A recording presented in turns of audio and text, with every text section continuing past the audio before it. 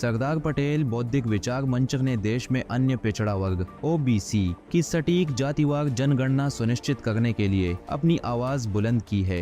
मंच के महामंत्री जगदीश शरण गंगवार ने एक प्रेस वार्ता के दौरान बताया कि मंच पिछले 8 वर्षों से समाज के बौद्धिक वर्गों जैसे पूर्व सैन्य अधिकारी, प्रोफेसर, वैज्ञानिक, डॉक्टर, अधिवक्ता और व्यवसायियों के साथ मिलकर सामाजिक सुधार की दिशा में कार्यरत है। उन्होंने बताया कि उत्तर प्रदेश में कुर्मी समाज की जनसंख्या 12% से अधिक है।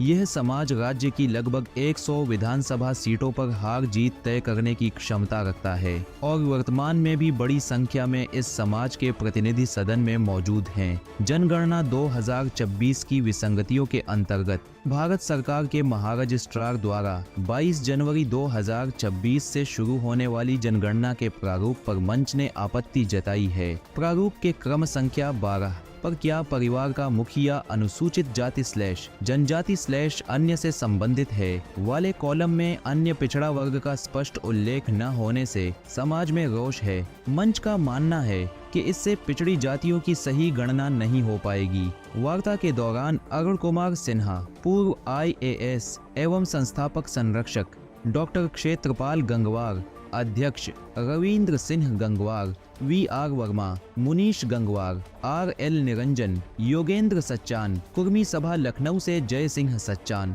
सरदार वल्लभ भाई ट्रस्ट से श्री केसी वर्मा, पटेल प्रतिनिधि सभा लखनऊ से श्री ज्ञान सिंह एवं अखिल भारतीय कुर्मी क्षत्रिय महासभा से योगेंद्र सच्चान, छत्रपति शिवाजी शोध संस्थान से श्री राज बहादुर सिंह ने भी अपने विचार व्यक्त किए। मेरा नमस्कार।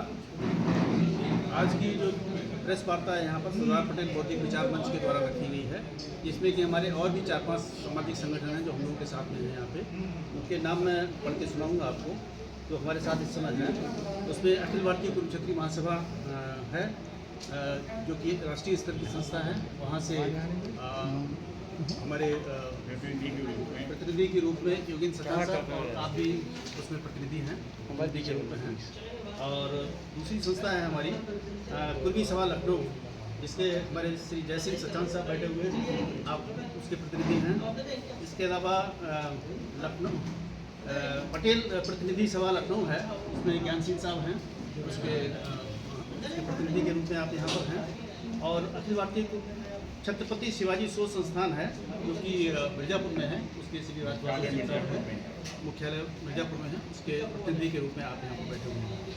और ये जो आज का कार्यक्रम है आयोजित किया है सरदार पटेल बौद्धिक विचार मंच में, मैं मंच के बारे में थोड़ा सा बताना चाहूँगा। सरदार पटेल बौद्धिक विचार मंच जो है इसकी स्थापना 2018 में की गई थी और ये मंच जो है एक गैर राजनीतिक सामाजिक संगठन है, जिसके सदस्य जो हैं वो हाई कोर्ट के रिटायर्ड जजेस हैं, जस्टिस हैं, रिटायर्ड IAS ऑफिसर्स हैं, IPS ऑफिसर्स हैं, PCS ऑफिसर्स हैं, कुलपति हैं विश्वविद्यालय के और वरिष्ठ अधिवक्ता हैं, डॉक्टर्स हैं, इंजीनियर्स हैं और कुछ सामाजिक संगठन प्रबुद्ध वर्ग है वो इसके जो है सदस्य हैं एक तरीके से। और ये जो मंच है हमेशा समाज की समस्याओं को किस तरह की समस्याएं हैं उनको एक तरीके से जो निर्णय करता है उनके लिए अवगत कराता रहता है। और उसी उद्देश्य से आज हम लोगों ने ये प्रेस वार्ता रखी है कि 2-3 इशू हैं इस समय जिस पे कि हम लोग बात करना चाह रहे थे और इस प्रेस की वार्ता के माध्यम से हम इशूज़ को एक एक करके रखना चाहेंगे। इसमें अधिक है क्योंकि इतनी जो है दर्शाई नहीं जाती रही है, जबकि 12% अधिक है। और इसके लिए हमने करीब 12 मंडलों में और कुछ जिलों में प्रेस कॉन्फ्रेंसेस की और उसके द्वारा ये बताया गया कि हमारी जनसंख्या जो है 12% से अधिक है। हर जिले से आंकड़े इकट्ठे किए हैं हम लोगों ने। और जो हमारा समाज है वो उत्तर प्रदेश की 52 लोकसभाओं में और 300 विधानसभाओं में या तो जीतने का या जिताने का एक तरीके से स्थान रखता है, स्थिति रखता है। तो ये मैं बताना चाहूँगा इस प्रेस के माध्यम से।